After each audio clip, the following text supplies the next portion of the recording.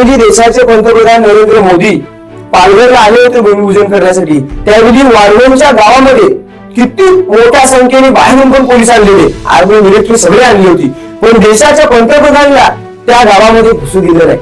ही जी एकी आहे हे तोडण्याचं काम फडणवीस सरकार करत आहे. हा, हे भाजपचं सरकार लोकांची फूट पाडण्याचं काम, ते सांगतात ना की फूट पाड आणि राज्य काय. शेतकऱ्यांच्या मुद्द्यावर कधी बोलत नाही, बेरोजगारीवर कधी बोलत नाही, महागाईवर कधी बोलत नाही. फक्त हिंदू मुस्लिम करायचं, जाती जातीच्या नावाने फूट पाडायची, भांडणं लावून द्यायची आणि राज्य करायचं.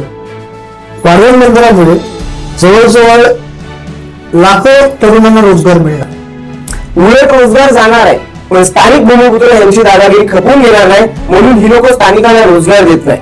आणि वाढवण बंदरामुळे आखी गावं पाणी उद्ध्वस्त होणार, पूर्णपणे भूमिपुत्र देशोधडीला लागणार.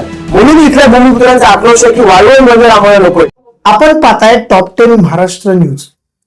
आता वाढवण बंदराच्या विरोधात एवढा मोठा आंदोलन का उभं राहिलंय याचा विचार देशाचे प्रधानमंत्री करतील का?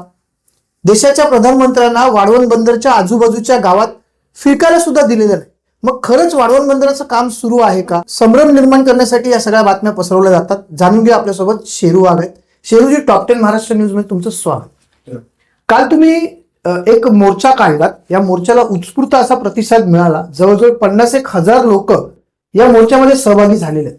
दुसऱ्या बाजूला असं म्हटलं जातंय की वाढवण बंदराचं काम सुरू आहे. नेमकं काय चाललंय? जसं की काल जो मोर्चा झाला वाढवण बंदराच्या विरोधात, त्या मोर्चाचे नेतृत्व आम्ही लोक नव्हतं करत. पालघर मधले अनेक संघटना आहेत, सामाजिक संघटना असतील, चळवळीतली लोक असतील, तिथले भूमिपुत्र कोळी बांधव असतील, त्या लोकांनी त्या मोर्चाचं नेतृत्व केलं होतं. त्या नेतृत्वामध्ये सुरुवातीपासून नियोजनामध्ये आमच्या पक्षाचे राज्य सेक्रेटरी कॉम्रेड आदेश बनसोडे त्यांच्यासोबत सामील होते. आम्हाला कॉल आला की आपल्याला ह्या आंदोलनामध्ये सामील व्हायचंय. त्यावेळी आम्ही आमच्या सहकार्यांना घेऊन त्या आंदोलनात सामील झालो. 532 पासून हा मोर्चा निघाला पालघरच्या. किमान 50,000हून अधिक, मग ते सर्व जाती धर्माची लोक, मग कोळी लोक असतील, आदिवासी असतील, आगरी असतील, सर्व जाती धर्माची लोक मोठ्या संख्येने उत्स्फूर्तपणे सामील झाली होती. त्याच्यामध्ये तरुण मुलं खूप मोठ्या संख्येने होती. त्याच्यामध्ये आम्ही बघितलं ना तर बीजेपीची 50% लोक होती, म्हणजे ते बीजेपीचं काम करतायत. आम्हाला बघून त्यांचे तोंड त्यांनी पक्षाचे चपला बाहेर ठेवून ते मोर्चामध्ये उतरले होते. बरोबर आहे की त्या लोकांना वाढवण बंदर नकोय, परंतु काय आहे की बीजेपीची लोक जे आहेत त्या लोकांनी जशा पद्धतीने त्यांच्या पक्षाला विरोध करायला हवं की वाढवण बंदर आल्यामुळे इथली सामान्य जनता, भूमिपुत्र जनता, आगरी, कोळी, आदिवासी जी कोणी आहेत ही सगळी देशोधडीला लागतील. आता तुम्ही मगाशी सांगितलं त्याच पद्धतीने भाजपची सुद्धा काही लोक आम्हाला सांगतायत की वाढवण बंदर जर आलं तर इथल्या भूमिपुत्रांना रोजगार मिळेल. आता बघा, इथून पूर्वी आपला हा हायवे महामार्ग होता, साधी आपली रेल्वे होती, पण आता बुलेट ट्रेन चाललंय, वाढवण बंदर येत आहे, त्याच्यामध्ये दूध प्रकल्प आलं दापसरीला, रेल्वे गेली, असे एक ना अनेक प्रकल्प चाललेत. पण या प्रकल्पामध्ये इथल्या भूमिपुत्रांना कोणालाच रोजगार दिला जात नाही. बाहेरची लोक आणून त्या लोकांना काम केले जाते, मात्र इथल्या भूमिपुत्रांना उद्ध्वस्त करण्याचं काम या सर्व प्रकल्पाच्या माध्यमातून चालू आहे.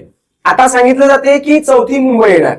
बघा, संयुक्त महाराष्ट्राची चळवळ तुम्हाला आठवत असेल, अण्णाभाऊ साठे आणि बाकीचे सर्व 105 हुतात्मे झाले की महाराष्ट्राला मुंबई मिळाली पाहिजे, आणि त्याच्यासाठी खूप मोठं आंदोलन झालं, लाठीचार्ज झालं, सगळं काय झालं. मुंबईला गेल्यानंतर तिथे हुतात्मा चौक आपण बघू शकता. आज ह्या सरकारने काय करायला लावलंय, त्यावेळीचे आमचे क्रांतिकारक लढले की मुंबई महाराष्ट्राला मिळाली पाहिजे. आज पहिली मुंबई, दुसरी मुंबई, तिसरी मुंबई, 4थी मुंबई करत करत करत महाराष्ट्राची मुंबई मुंबईला नेऊन, गुजरातला नेऊन जोडायचं काम हे आताचं केंद्र सरकार आणि राज्य सरकार करतंय. तिथल्या पालघरच्या भूमिपुत्रांचं काल आम्ही बघितलं तर त्या लोकांचं एकंदरीत असं म्हणणं आहे की आम्हाला आमचं पालघर असू द्या. मुंबई जिथे आहे तिथे मुंबईला मुंबईच्या जागी ठेवा, आमचं पालघर जिथे आहे तिथे आमच्या पालघरला आमच्या ठिकाणी ठेवा. आतापर्यंतची जी परंपरा आहे की कोळी बांधव समुद्रातनं जी मच्छी पकडतो, मच्छी सुकवून इथल्या पश्चिम पट्ट्यातल्या, पूर्व पट्ट्यातल्या आदिवासी बांधवांना, जी ग्रामीण भागामध्ये राहणारी लोक आहेत त्यांना ती मच्छी दिली जाते सुकी.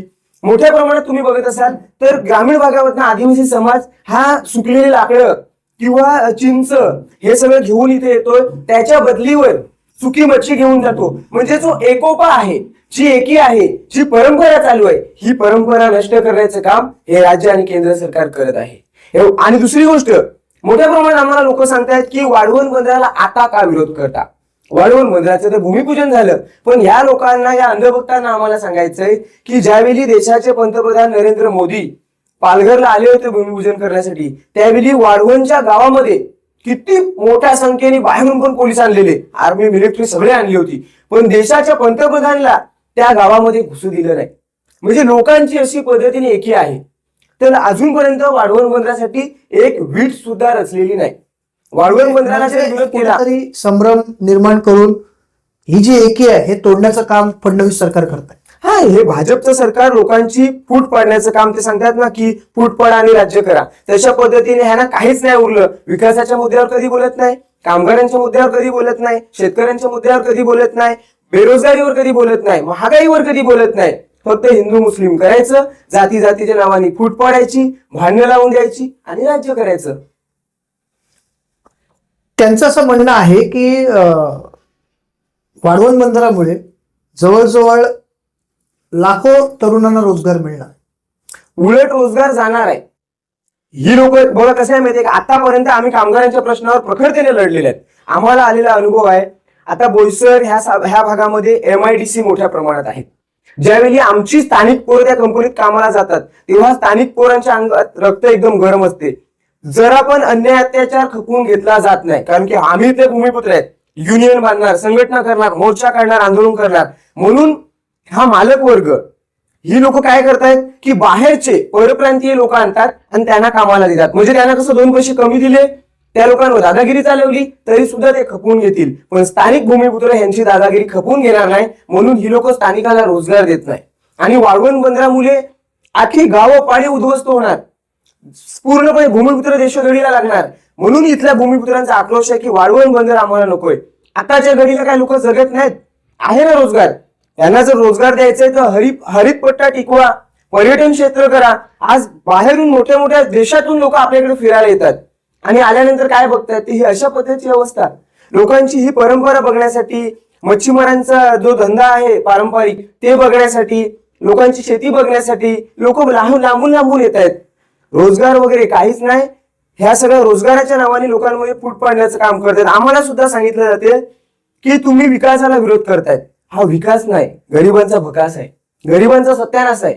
वाढवण बंदरासारखे एक नाही अनेक प्रकल्प आणतील आणि लोकांना देशोधडीला लावण्याचं काम ही सरकार करणार आहे. म्हणून वाढवण बंदराला आमचा कडाडून विरोध आहे.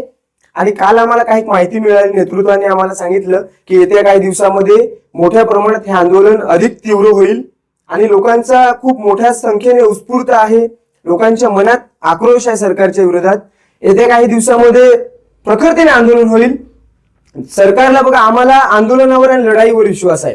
तुम्हाला आठवत असेल की ज्यावेळी शेतकऱ्यांच्या विरोधात 3 काळे कायदे आणले, तेव्हा दिल्लीमध्ये 11 महिने आंदोलन चाललं, 700 शेतकरी मारले गेले. पण शेवटी नरेंद्र मोदी, ह्याच भाजपच्या सरकारला, ह्याच देशाचे पंतप्रधान नरेंद्र मोदींना तो कायदा मागे घ्यावा लागला. आणि त्याच पद्धतीने आम्हाला विश्वास आहे की हे आंदोलन होईल, लढाई होईल आणि लढाई झाल्यानंतर सरकारला कुठेतरी नमावं लागेल. जनतेच्या आक्रोशापुढे यांना नमावं लागेल, नाहीतर मग नेपाळ आणि बंगालसारखी परिस्थिती झाल्याशिवाय राहणार नाही.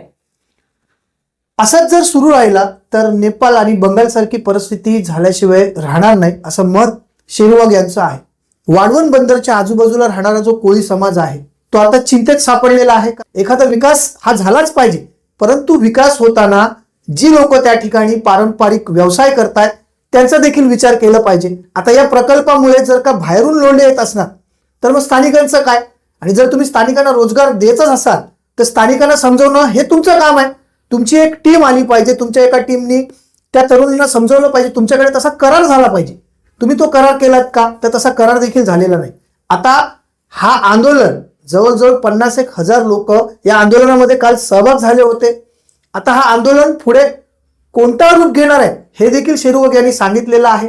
परंतु वाढवण बंदरामुळे खरंच पालघरचा विकास होणार आहे की मुंबई ही गुजरातकडे घेऊन जाण्यासाठी कुठेतरी सरकार प्रयत्न करतंय का? या सगळ्या विषयावरती तरुणांनी तुमचं काय मत आहे, मराठी समाजाचं काय मत आहे, कोळी समाजाचं काय मत आहे, 18 पगड जातींचं काय मत आहे, कमेंटच्या माध्यमातून आपली प्रतिक्रिया आम्हाला जरूर कळवा. Top 10 Maharashtra news, Vasai Virar.